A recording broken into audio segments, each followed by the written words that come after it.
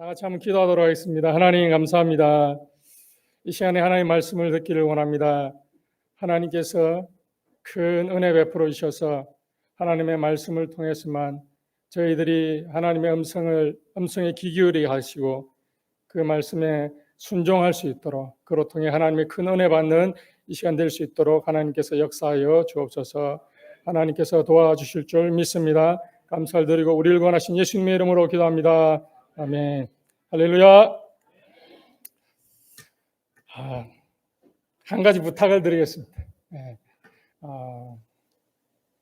자기가 지을 수 있는 가장 아름다운 미소를 한번 지어보겠습니다. 자기 얼굴에 자기가 지을 수 있는 가장 아름다운 미소를 짓고 한번 인사하겠습니다. 곁에 분들하고 안녕하세요. 안녕하세요. 네.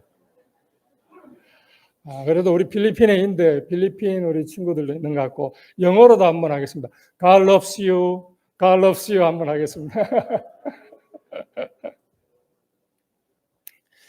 목소리가 갑자기 작아졌습니다. 영어로 하니까. 한때 우리 담임 목사님보다 이 교회 담임 목사님보다 제가 설교를 더 많이 할 때가 있었습니다. 이 교회에서. 여러분 알고 계십니까? 한 1년 반 그렇게 했을 겁니다. 근데 세월이 참 많이 지났습니다.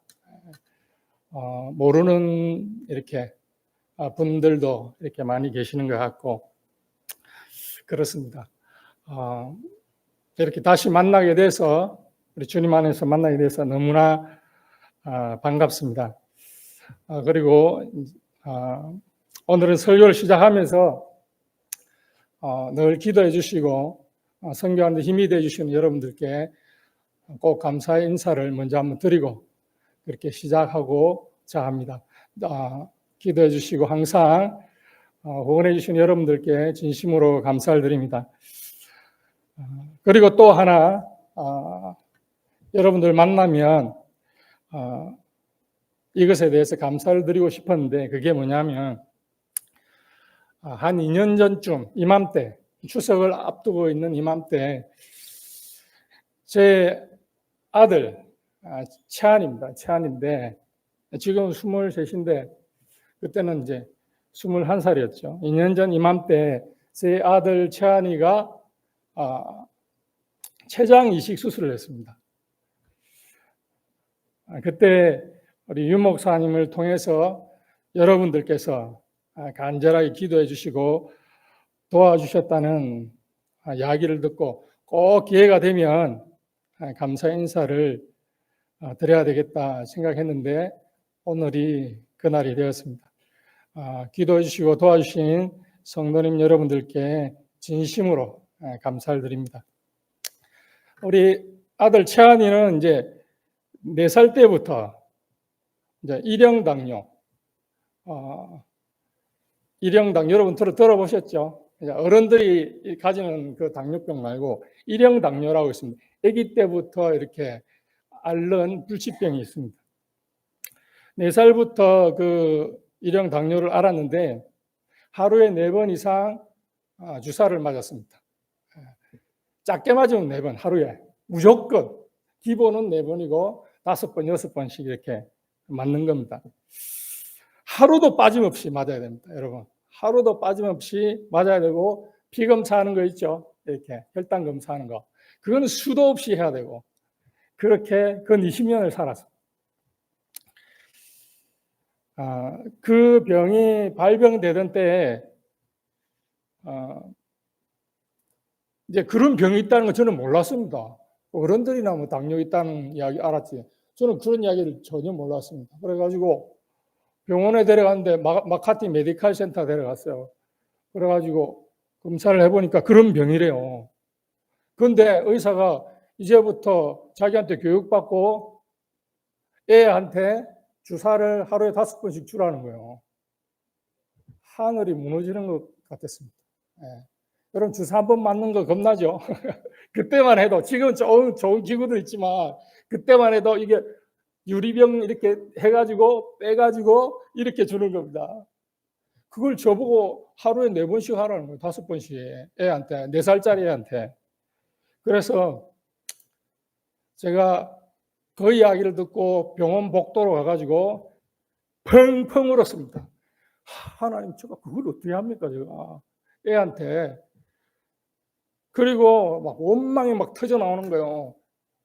하나님, 경상도 말이 갑자기 나올라. 하나님, 저 부족하지만 어린 나이에 나와가지고 선교한다고 이렇게 돕는다고 이렇게 선교한다고 그러는데 이게 뭡니까, 하나님? 그리고 인터넷을, 내가 그런 병을 잘 모르니까 인터넷을 찾아보니까 그렇게 하루에 4번, 5번씩 주사를 맞으면 10년이 되면 아무리 관리를 잘해도 눈이 먼다는 거예요. 그 인터넷 그게 정보가 그랬습니다. 그때는 4살인데 지금 10년 해봐 14살입니다, 여러분. 그걸 딱 찾아보는데 가슴이 무너지는 거예요. 근데 뭐 다른 방법이 없었습니다. 그렇게 이제 집에 돌아와서 관리를 하는 거예요. 이렇게 주사를 놓고 이렇게 하는데, 그래도 하나님 은혜로 잘 유지가 되어서 고등학교까지 졸업을 한 거예요. 했는데 이제 20대가 딱 들었으니까 관리가 안 되기 시작하는 거예요. 뭐 몸에 어떻게 됐는지 그거는 알 수가 없지만 이 병이 관리가 안 되는 거예요. 그래서 막 이제 혈당이 80에서 120이 정상이죠. 여러분 잘 아시죠? 30까지 30 밑으로 확 떨어졌다가 한 2시간 뒤면 400, 500 이렇게 넘어가 버려요. 이렇게 막 되는 거예요. 널뛰기를 막 하는 거예요. 그게 안 잡히는 거예요, 그때는. 그래서 30 밑으로 내려가면 픽 쓰러지는 거예요. 어떨 때는 밥 먹다가도 이렇게 구부러져 있으면 뭐 하나 이렇게 하면 이제 정신이 없는 거예요. 어떨 때는 교회 애들이 막 업고 옵니다. 놀래가지고 필리핀 애들이 업고 와가지고 큰일 났다면서 애가 이상하다면서 그렇게 하는 거예요. 관리가 안 되는 거예요.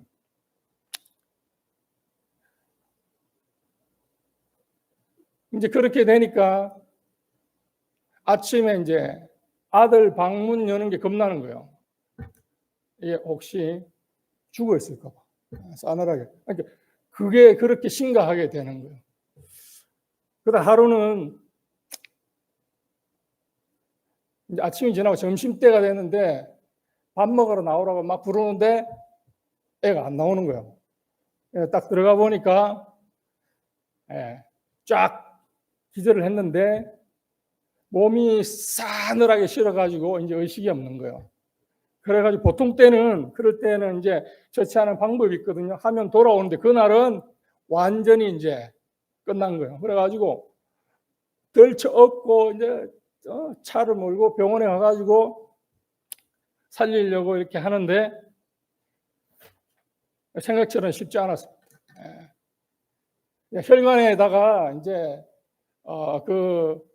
지금 혈당을 올릴 수 있는 주사를 그냥 바로 넣는 거. 쉽게 말하면 그 설탕을 바로 넣는 거예요. 사람이 몸이 정상이 되게 하기 위해서 그냥 바로 찔러가지고 넣는 거예요. 급하니까 넣는데 이제 완전히 이제 안 좋은 상태가 되니까 혈관이 다 숨어가지고 찾을 수가 없는 거예요. 사람이 이렇게 그 상태가 되니까 혈관을 아무리 찾으려도 다 숨어버린 거예요. 그래가지고 간호사하고 막 와 의사하고 찌르는데 이 빗줄이 울퉁불퉁하게 될 때까지 찾는다고.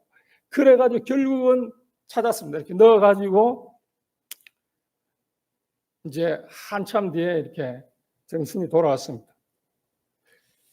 그래서 이제 아들을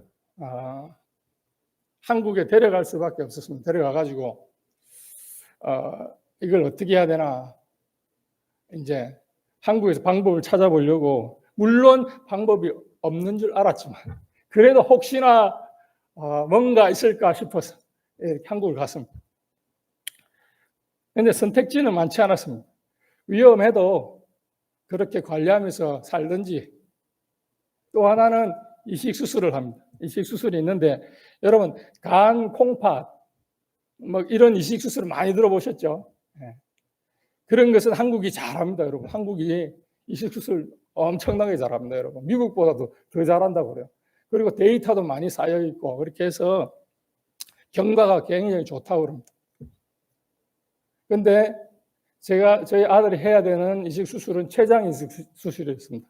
췌장 이식 수술이었는데 그것은 우리나라에서 아산병원하고 부산대병원 두 군데서만 딱 아산에서 배워온 의사가 한 명, 부산에 있는 거예요.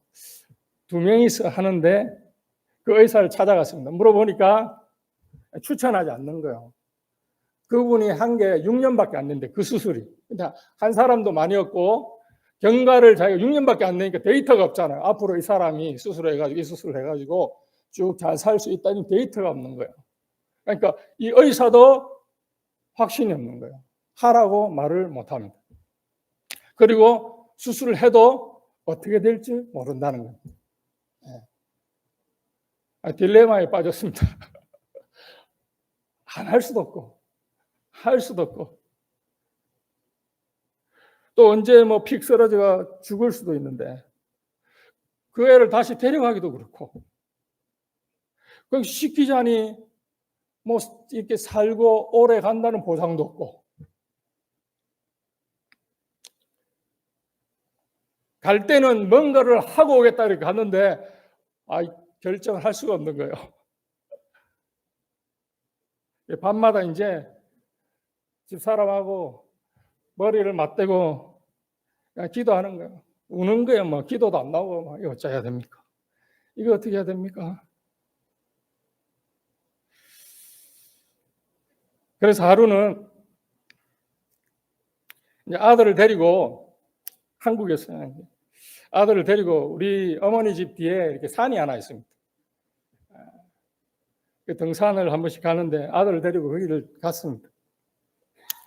데리고 가가지고 아들한테 이야기했습니다.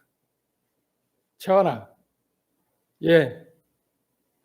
너도 의사 선생님 이야기한 거 들었지? 예. 수술 뒤에 어떻게 될 줄은 모른다. 들었지? 예. 근데 너 이게 중요한데 한번 들어봐. 너 예수님 믿지? 예. 구주로 믿지? 예. 너 혹시 지금 죽어도 천국 갈 줄 믿지? 예. 그 소리를 듣고 제가 이야기했습니다. 그럼 수술하면 일단 주사를 안 맞아도 되니까. 그런 픽 쓰러지는 그런 고통은 피할 수 있으니까요.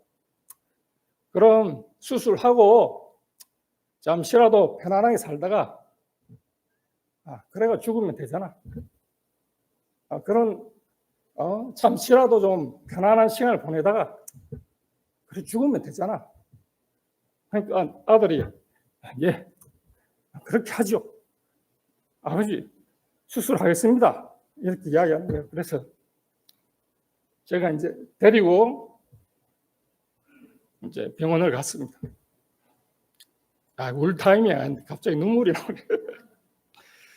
데리고 가서 근데 또 그게 끝이 아니더라고요. 가니까 이제 의사 선생님한테 우리 이제 애들 수술하겠습니다. 그러니까 이제 이야기했습니다. 수술하겠습니다. 이렇게 이야기하니까 장기 기증을 받는 그런 이제 서류들을 준비해야 된대요. 그러면서 기다려야 되는데 그렇게 하면 등록을 하면 6개월에서 2년 사이에 가장 많은 그때 가장 많이 이렇게 수술을 받을 수 있다는 거예요. 언제 나올지 모르니까. 그리고 꼭 내사자여야 되는 거예요. 콩팥하고 간은 살은 가족들한테 받을 수 있습니다. 받을 수 있는데 이 췌장은 사람한테 하나밖에 없잖아요. 잘하는 것도 아니고. 그러니까 무조건 죽는 사람한테 이렇게 받아야 되는데 가능성이 이제 엄청 낮은 거예요. 받는 것도. 한다고 해서 그냥 생기는 게 아니고 언제까지 기다려야 될지도 모르고. 근데 보통 6개월에서 2년이면 나온다는 거예요. 보통. 어떤 분들은 저희 누님 교회 보니까 기다리다가 못 받고 죽는 분도 계세요. 만나지 못하고 비염도 맞아야 되고 막 이렇게 여러 가지 상황이 맞아야 되는 거예요. 그러니까 하여튼 거기서 이야기할 때 6개월에서 2년 사이에 가장 많이 나온다고 그랬어요. 그래서 일단 아들은 한국에 놔두고 우리 집 사람을 들어와가지고 이제 어떻게 할 건지 작전을 짜가지고 우리 집 사람만 보내든지 뭐 돌아가면서 가든지 이렇게 하기로 하고 이제 일단 들어왔습니다. 들어왔는데 한 달쯤 지났는데 한국에서 연락이 온 거예요. 그게 추석 이틀 전이었습니다. 2022년 추석 이틀 전이었습니다. 연락이 왔는데 앞에 기다리는 사람들이 지금 포기하고 그게 그 사람들도 건강한 상태에서 받아야 되는데 상황이 안 되면 못 받는 거예요. 이렇게 받다가 앞에 사람이 한 명 더 있는데 그 사람이 만일에 이번 말고 다음 기회에 받겠다고 그러면 당신 아들이 받을 수 있는데 받겠습니까? 연락이 왔습니다. 그래서 저희들은 받겠습니다. 이렇게 됐습니다. 그렇게 해가지고 이제 비행기 표를 끊고 이제 한국으로 날아간 거죠. 날아갔는데 그때 코로나 때 부산으로 바로 가는 비행기가 없었습니다. 그래서 서울로 갔다가 이제 내려가야 되는데 이제 추석 하루 전이 되는 거죠. 지금 아들은 수술하러 들어갔는데 도착했는데 여러분 그걸 생각을 못한 거예요.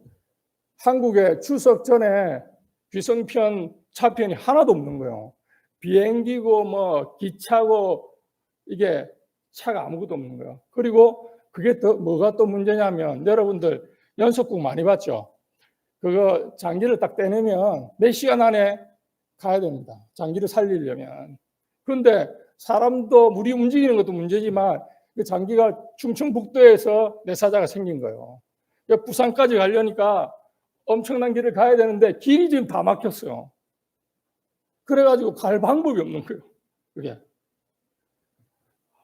그런 상황이 됐습니다. 근데 그때 하나님께서 기적을 베풀어 주셨습니다. 하나님께서 헬리콥터를 통해 가지고 헬리콥터가 뜨도록 이렇게 해가지고 그걸로 옮겨가지고 이제 수술을 시킬 수 있도록 하나님께서 해주시고 저는 이제 조카가 이제 서울 쪽에 있었는데 그 친구가 와가지고 저희들 내려가고 이렇게 해서 하나님의 은혜로 아들이 이제 이식 수술을 받고 2년이 지났는데 다음 주도 이제 3개월마다 이제 또 체크업을 해야 되는 거예요. 근데 지금까지는 아주 경과가 좋습니다. 그래서 주사도 맞지 않고 잘 회복이 되고 있는데 지나고 보니까 정말 모든 것이 하나님의 은혜고 감사할 것 뿐이었습니다. 그리고 특별히 또 기도해 주신 그리고 도와주신 여러분들께 꼭 감사하다는 말씀을 드리고 싶었습니다. 감사를 드립니다. 오늘 본문으로 돌아갔어요. 오늘 본문의 배경은 이렇습니다. 시편 34편. 다윗이 이제 블레셋 골리앗을 물리치고 큰 인기를 얻게 되죠. 다 여러분들 성경 상식으로 잘 아시는 내용일 텐데 그러자 사울이 이제 질투심에 막 불타오릅니다. 그래서 다윗을 죽이려고 합니다. 그래서 사울을 피해서 다윗이 블레셋 가드라는 동네로 도망을 합니다. 블레셋은 적국이기 때문에 사울의 추적을 따돌릴 수가 있었습니다. 그런데 가드 사람들이 다윗을 금방 알아봅니다. 자기들 지도자인 골리앗을 이렇게 죽인 사람인데 못 알아보겠습니까? 그리고 전쟁 성경에 보면 골리앗만 죽인 게 아니고 사울이 다윗을 군대 장관 시켜가지고 블레셋하고 싸움만 시키면 가서 승리하고 왔다고 이렇게 되어 있습니다. 그래서 블레셋 사람들이 얼마나 싫었겠습니까? 그러니까 금방 알아본 거예요, 다윗은. 그래서 이제 그 첩보를 듣고 가드 왕 아기스 왕이 군대를 데리고 다윗을 죽이려고 와서 포위를 합니다. 그때 다윗이 어떻게 합니까? 미친 척합니다. 대문짝을 이렇게 막 손톱으로 끌고 침물을 이렇게 막 흘리면서 수염에 흘리면서 미친 척을 합니다. 그때 이 모습을 본 아기스 왕이 이 미친놈을 나에게 누가 데려왔느냐? 이 자를 이곳에서 내쫓아라 라고 명령해서 내쫓아버립니다. 살아난 겁니다. 여러분, 안 죽고 살아난 겁니다. 그런데 여기서 여러분 좀 이상하지 않습니까? 다윗은 자기들의 원수입니다. 자기들 지도자 골리앗을 죽인 원수고, 자기 군인들을 지금 죽이고 있는 원수입니다. 반드시 블레셋 입장에서는 죽여야 되는 그런 사람입니다. 미쳐서 여러분 싸움을 지금 못하는 사람이면 더 죽이기 쉬운 거 아닙니까, 여러분?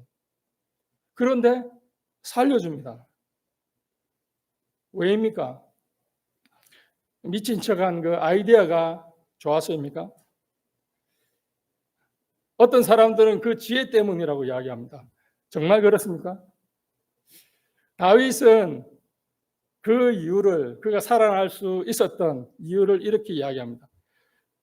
오늘 읽었던 8절 앞에 말씀, 시편 34편 6절에서 7절 말씀을 보면 이 공고한 자가 부르짖음에 여호와께서 들으시고 그 모든 환난에서 구원하셨도다. 여호와의 사자가 주를 경외하는 자를 둘러 진치고 저희를 건지시는도다. 뭐라고 합니까? 내가 산 이유는 내가 그때 부르짖었거든. 하나님 도와달라고 울부짖었거든. 그렇게 기도했어. 그래서 하나님께서 나를 구원해 주신 거야.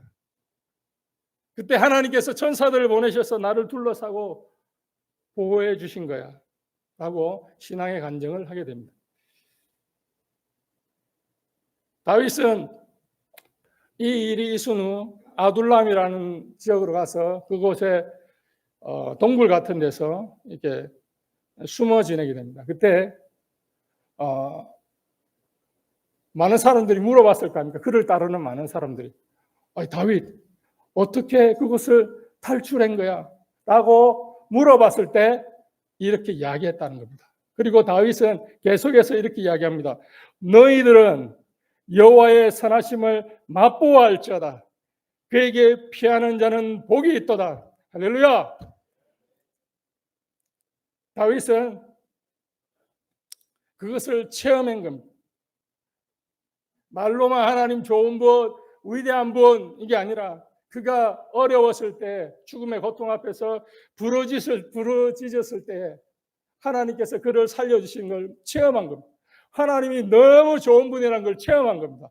그래서 다른 사람한테 이야기하는 겁니다. 야, 내 아이디어가 좋아서 그런 게 아니야. 내가 하나님을 부르짖었어. 그렇게 기도했어.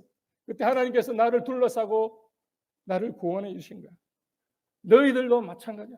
하나님 좋다고 말로만 하지 말고 생각만 하지 말고 너희들도 여호와의 선하심을 맛보아 알지어다. 그렇게 이야기하는 부분이 오늘 시편 34편이 되겠습니다. 여러분 공부할 때 고난의 때 하나님 앞에 부르짖어야 합니다. 말로만 하나님 좋으신 분, 위대하신 분 이렇게 생각만 하고 말만 하면 안 돼요. 하나님 앞에 여러분들이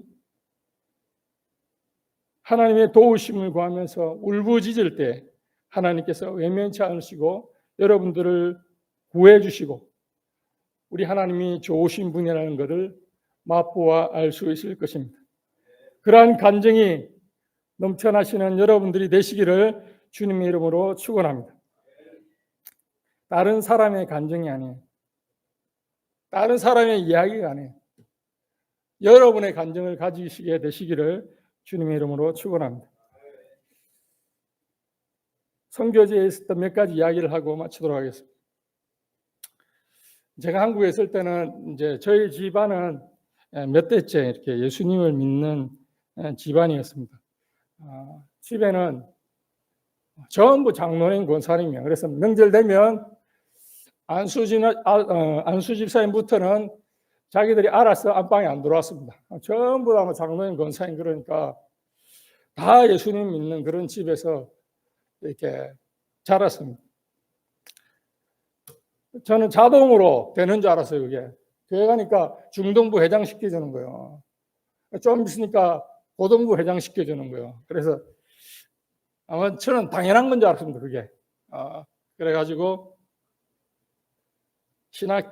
신앙생활을 했더랬습니다. 근데 한 고2쯤 되니까 이제 마음의 갈등이 찾아왔습니다. 사실은 내가 예수님을 안 믿는 거예요. 그러니까 고2쯤 되면 이제 자기 스스로를 점검해 보잖아요. 신앙에 대해서 한번 생각해 보고, 그러니까 하나님이 살아 계신 것도 같고 아닌 것도 같고, 그 누가 물어보면 덜컥 겁이 나는 거예요. 신앙에 대해서 확신이 없는 거예요. 뭐 너무 잘 알죠. 어릴 때부터 주일학교 때부터 공과 공부라고 옛날에 했잖아요. 뭐 공부하고 뭐 매일 듣는 게 하나님 말씀, 가정 예배 집에서 드리고 그렇게 했으니까 뭐 성경에 대해서도 좀 압니다. 뭐 성경 퀴즈대에 나가면 1등입니다. 하여튼 나름 그랬습니다. 그런데 예수님을 믿는가 하는 문제는 다른 문제였습니다. 예수님이 안 믿어지는 거예요. 하나님 살아계신 것도 같고 아닌 것도 같고 그랬습니다. 그렇게 시간을 보내다가 이제 고2 때 수련회를 하게 된 거야. 옛날 학위 수련회 하잖아. 수련회를 하게 됐는데 이제 수련회 마지막 날 되면 결단의 시간, 옛날에 그런 거 많이 했습니다. 여러분들 교회 오래 다니신 분들은 다 알죠? 수련회 마지막 날 이제 전도사님이 설교 말씀 전하고 나와가지고 여기서 예수님을 구주로 믿는 사람들 일어나세요 그랬습니다. 그런데 제가 일어났겠습니까? 못 일어났어요. 그때는 거짓말을 하기 싫은 거예요. 예수님 믿는지 없는지도 모르겠고 못 일어나겠네. 그때는 거짓말을 그날은 하기가 싫은 거예요. 근데 옆에 보니까 교회 처음 온 친구들 있잖아요.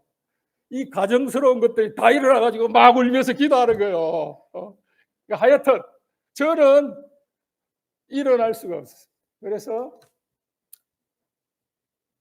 고개를 푹 숙이고 앉아 있었습니다. 그런 부끄러운 모습으로 이제 수련을 마치고 이제 집으로 돌아왔습니다. 그 뒤로 이제 며칠간 잠을 잘 수가 없었습니다. 하나님, 원망도 아니고 기도도 아니고 하소연도 아니고 그냥 앉아가지고 이야기하는 거예요. 어떤 절대자가 있으면 하나님 살아계신 걸 좀 보여주세요. 하나님 있습니까? 있으면 나에게 좀 확신을 좀 주세요. 그렇게 기도도 아니고 하소연도 아닌 걸 하면서 불안하니까 잠이 안 오는 거예요. 그런데 하룻밤 이렇게 누워 있는데 하나님께서 복음에 대한 예를 주시기 시작했습니다. 막 드라마틱한 그런 게 아닙니다. 뭐 사울이나 무디 목사님처럼 갑자기 막 불이 임해 그런 것도 아니고 가만히 누워 있는데 하나님께서 제가 어릴 때부터 들었던 그러한 말씀들이 하나하나 이해가 되게 해주시고 그 예수님의 십자가가 너를 위한 거잖아. 그런 이해를 하나님께서 주셨습니다. 나의 죽음이 너를 사랑해서 죽은 거야. 너를 구원해 주기 위해서 죽은 거야. 나의 죽음으로 통해서 천국 갈 수 있는 거야. 이제 알겠니? 이렇게 마음에 하나님께서 이해를 주셨습니다. 하나님께서는 부족한 저를 정말로 사랑해 주시고 그러한 이해를 주셔서 예수님을 믿게 해 주셨습니다. 여러분, 이 세상에서 가장 큰 기적이 뭔지 압니까? 여러분 살다 보면 예수님을 믿는 사람으로 여러분 꼭 아셔야 됩니다. 이 세상에서 가장 큰 기적이 뭡니까? 암 걸린 사람이 확 나아가지고 벌떡 일어나는 겁니까? 기적입니다. 기적은 기적인데 가장 큰 기적은 아닙니다. 그 사람 죽었답니다. 나이가 되면 죽습니다. 그 사람. 큰 성공을 했답니다. 그것도 기적입니다. 그런데 그건 가장 큰 기적이 아닙니다. 이 세상에서 여러분 가장 큰 기적이 뭔지 압니까? 내가 예수님이 구주로 믿어지는 게 기적입니다. 여러분 전도 안 해봤습니까? 정말로 좋은 사람, 착한 사람, 예? 전도하면 저 사람은 교회 무조건 나와서 잘 따라 나올 거야. 예수 잘 믿을 거야. 전도하면 나는 세상에 다른 사람들도 못 믿는데 무슨 신을 믿어? 나는 나 자신을 믿어. 저는 이제 그런 소리도 들었어요. 아무리 좋은 사람도 하나님의 은혜가 임하지 않으면 예수님을 못 믿습니다. 이 세상에서 가장 어려운 게 뭔지 압니까? 예수님이 구주로 믿어지는 겁니다. 그것은 꼭 하나님의 은혜로만 가능합니다. 여러분 예수님이 구주로 믿어지십니까? 이 세상에서 가장 큰 기적을 그러한 소유하고 계신 분이라는 사실을 꼭 기억하시기를 바랍니다. 하나님께서 바울이나 무디같이 막 드라마틱하게 막 불을 부으셔가지고 예수님을 믿게 하시는 경우도 있지만 때로는 조용히 말씀이 이해되게 하시고 찬양 중에 말씀을 듣는 중에 기도 중에 하나님께서 하나님이 살아계심을 얼굴과 얼굴을 맞대고 보는 것보다 더 정확하게 손과 손을 잡는 것보다 더 정확하게 인격적으로 하나님께서 만나주시기도 합니다. 그 중생의 경험이죠. 여러분들 모두가 이러한 중생의 경험이 있으시기를 주님의 이름으로 축원합니다. 다른 건 없어도 되지만 여러분 이러한 중생의 경험이 있어야 됩니다. 그러한 예수님과의 만남이 꼭 있어야 됩니다. 혹시나 여러분 이러한 중생의 경험이 없다면 여러분 발부둥 쳐야 합니다. 교회 왔다 갔다 하는 게 중요한 게 아니에요. 꼭 하나님이 살아계심이 믿어지는 구원의 확신 가운데 거할 수 있는 그런 인격적인 예수님과의 만남이 있는 그런 중생의 경험이 여러분들한테 꼭 있어야 됩니다.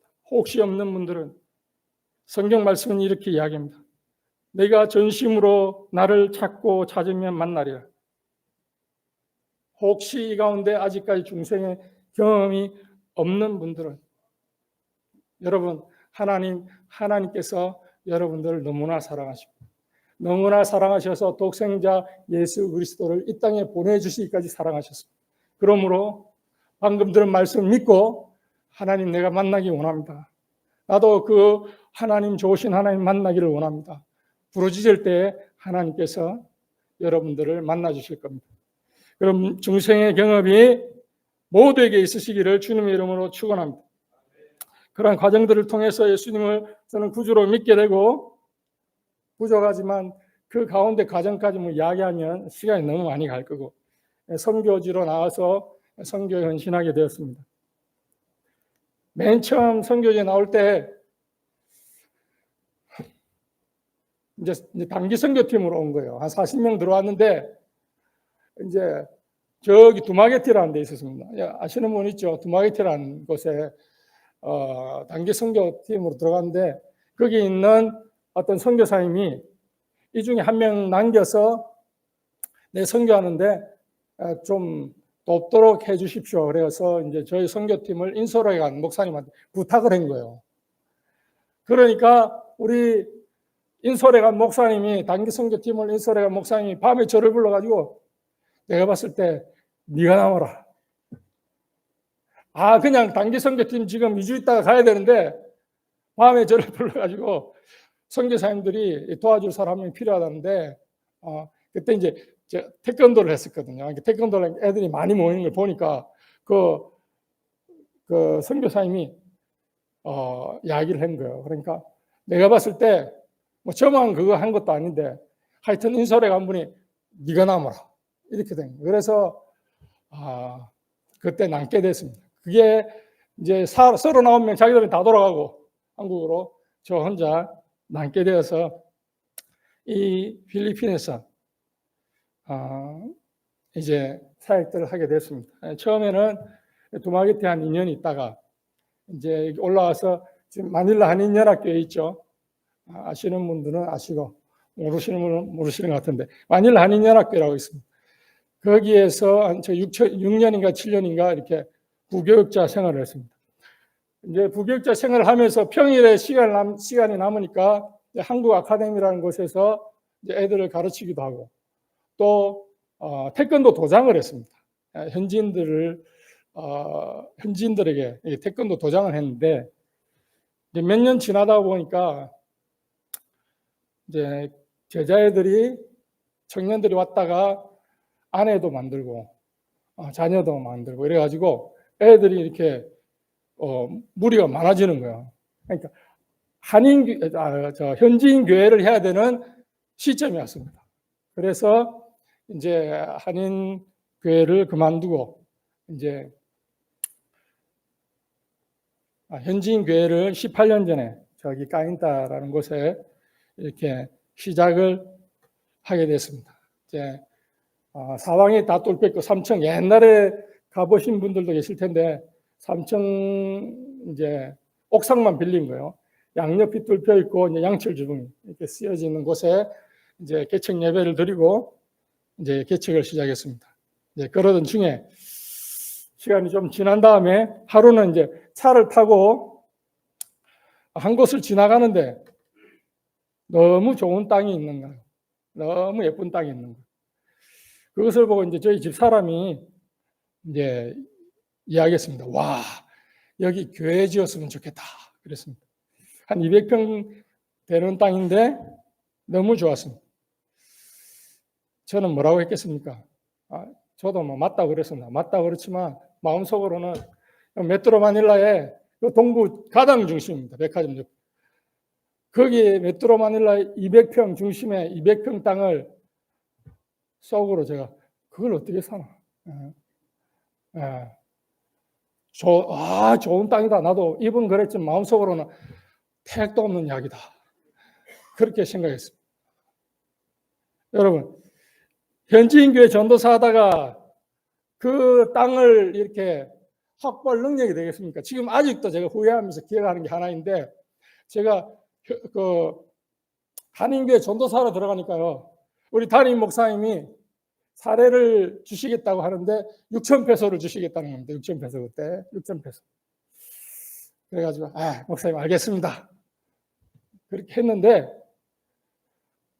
그래가지고 제가 마음을 먹었습니다. 첫 열매니까 하나님 앞에 다 드리겠습니다. 6,000페소. 그렇게 딱 마음을 먹고 있는데 그만 시험에 들고 말았습니다. 왠지 압니까? 목사님이 6,000페소 주겠다고 해놓고 7,000페소를 준 거예요. 저한테. 1,000페소가 많은 거예요. 그러니까 제가 7,000페소를 헌금을 했겠습니까? 안 했겠습니까? 6,000페소만 했습니다. 제가 6,000페소 내가 약속을 들었고 그만큼 형편이 안 됐다는 겁니다. 그러니까 그런 사람이 그런데 개척했는데 그런 땅이 좀 힘들죠. 그게 정말로 좋은 땅이었지만 어려울 거라고 저는 마음에 그렇게 생각했습니다. 그런데 우리 집 사람은 좀 달랐습니다.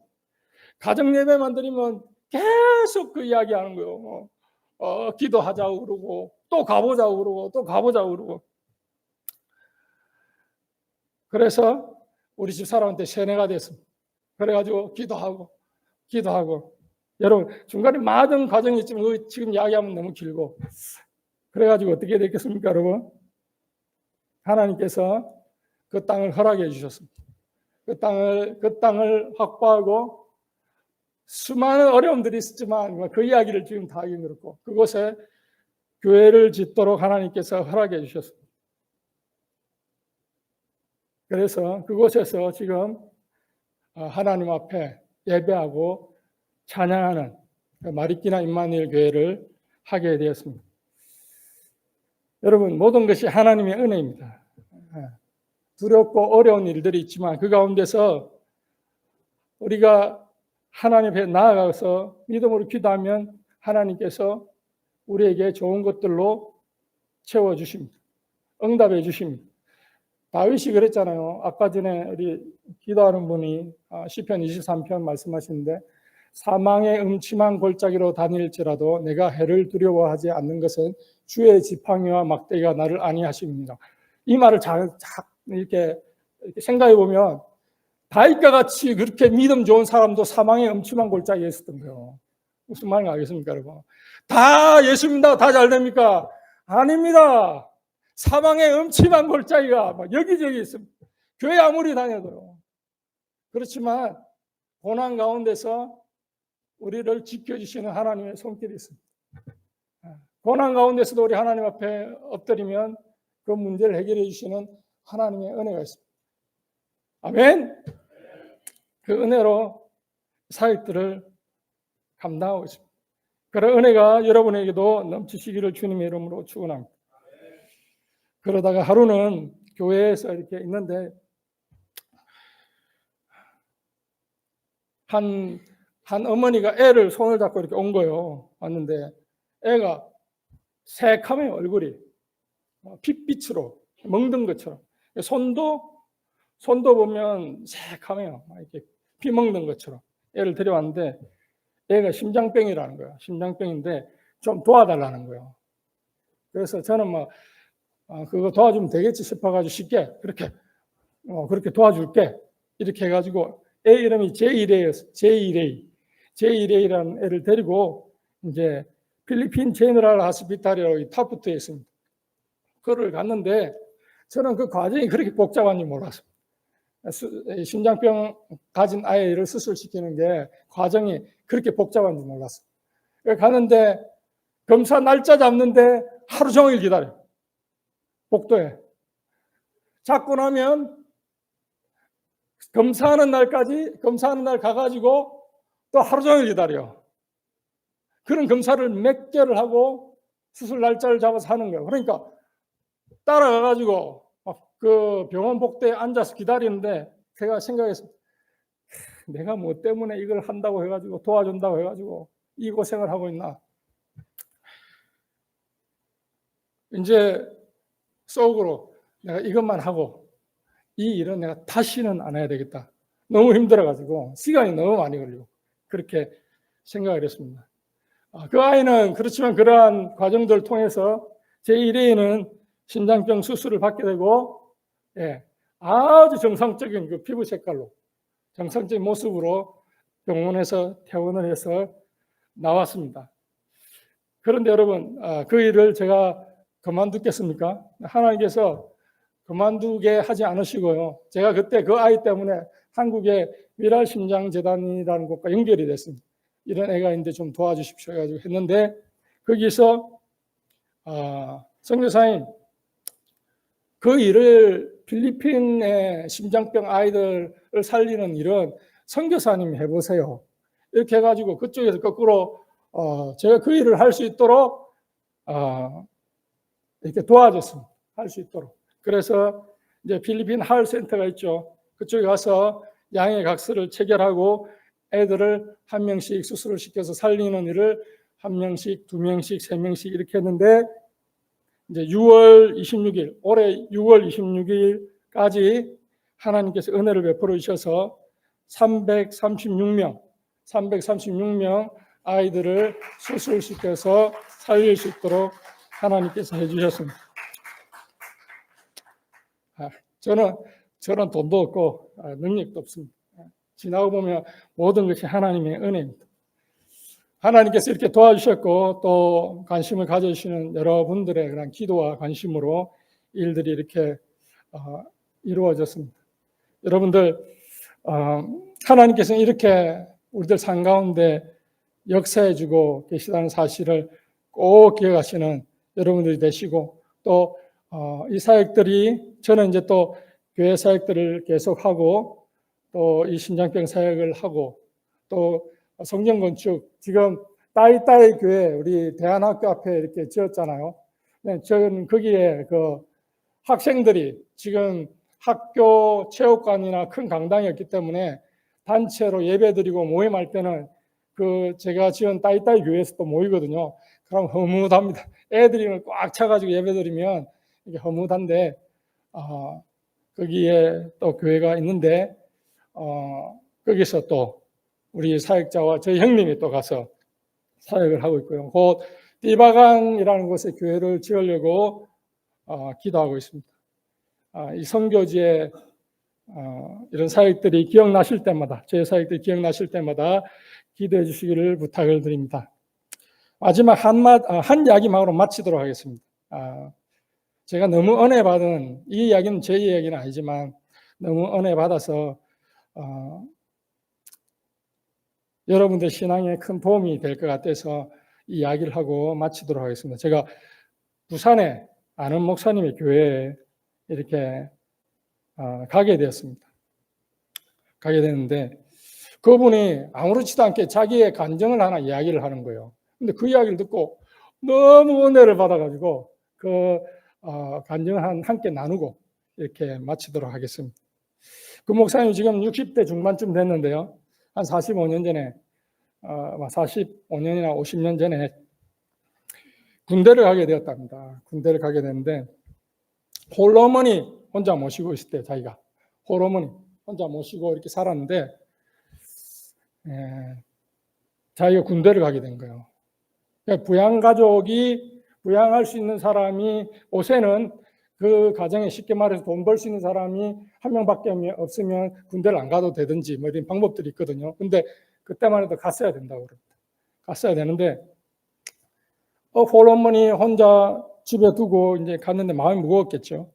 갔는데 훈련소 3주차 되는 때 문제가 하나 발생을 했다고 그럽니다.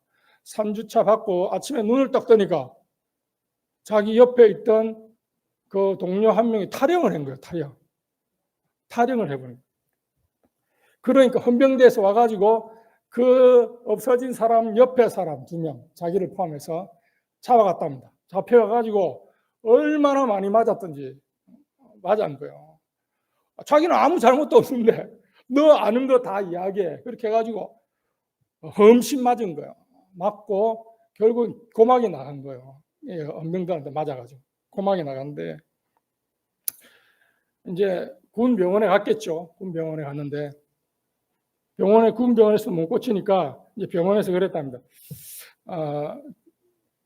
병가를 줄 테니까 나가가지고 사제병원에 가가지고 사회병원에 가가지고 고쳐봐라.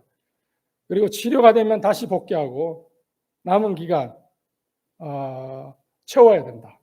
치료받고 난 다음에 그거 제대도 아니고 다시 들어와가지고 군 복무 기간 다 채우고 이렇게 제대를 해야 된다. 이렇게 명령을 받고 이제 군대를 나섰다고 합니다. 근데 그때 그 마음이 어땠겠습니까? 그 사람 마음. 기차에서 내려서 집으로 가는데 막 눈물이 막 나더랍니다. 기가 막 불구가 될 지금 판이고 잘못된 것도 없는데 얼마나 많이 맞았겠어요. 그때 당시에 그렇게 하고 제대한 것도 아니고 다시 돌아가야 되고 그 목사님이 그 집안에서 처음으로 예수 믿은 사람이래요. 내가 집에 그런 고난이 있어도 내가 교회 다니면서 예수님 믿었는데 하나님이 이 꼴이 뭡니까? 내 꼴이 지금 막 화까지 나고 막 분통이 터지는 거야. 그래가지고 눈물이 막 나는데 그 마음을 가지고 호르몬이 있는 집에 가려니까 그것도 그래서 가는 길에 있던 교회에 먼저 들어갔답니다. 교회에 들어가가지고 하나님 앞에 원망이라도 해야 되겠다 싶어가지고 교회에 들어갔는데 저 앞에 여전도사님이 한 명 앉아있더래요. 여전도사님 앉아있는데 기도를 하고 있는데 그 뒤에 한 2칸 띄우고 자기가 앉아서 조용히 있었답니다. 자연스럽게 이제 여전도사님의 기도를 듣게 된 거죠. 근데 그 여전도사님의 기도를 듣다가 놀래서 기절할 뻔했답니다. 이 목사님. 그 내용은 이렇습니다. 하나님, 우리 김정주 반사님, 옛날에는 주일학교 교사를 반사라고 그랬습니다. 반사. 하나님, 우리 김정주 반사님, 군대에서 좀 돌아오게 해주세요. 반사님, 어머니가 지금 많이 아픕니다. 돌봐줄 사람이 없습니다. 하나님, 우리 김정주 반사님 군대에서 좀 돌아오게 해주십시오. 이 얼마나 황당한 기도입니까, 여러분? 근데 자기가 앉아있는데 앞에서 그렇게 기도하고 있더랍니다. 그 소리를 듣고 까무러칠 뻔했답니다. 하나님께서 그런 간절한 기도를 들으시고 나를 이렇게 돌려보내 주셨구나 이제 알고 원망이 모두 변해서 막 감사가 넘치게 됐다. 그리고 귀 치료도 그 후에 이렇게 잘 받게 되고 곧 의가사 제대로 해서 군대에서 통보가 와서 군대도 가지 않도록 이렇게 되고 그렇게 해서 그런 일이 있었다고 아무렇지도 않게 자기가 이야기하는데 그 이야기를 듣다가 제가 너무 감동이 돼가지고 내가 한인교회 가면 꼭 이야기 해줘야지 이렇게 생각했어요. 여러분 하나님은 살아계십니다. 부르짖는 자의 기도를 들어주십니다.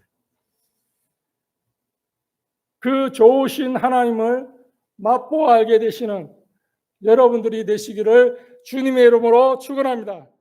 살아계신 하나님 감사합니다. 하나님께서 이 시간을 통해서 우리들에게 말씀해 주시니 감사드립니다.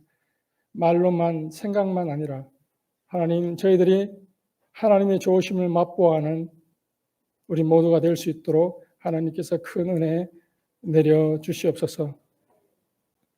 이제는 우리 주 예수 그리스도의 구원의 은혜와 하나님의 무한하신 사랑과 성령님의 감동과 교통하심이 오늘도 말씀을 듣고 말씀대로 살아 하나님의 좋으심을 맛보아 알기를 원하는 사랑하는 성도님들의 머리 위에 이 교회 위에 지금부터 영원토록 함께 계실지어다.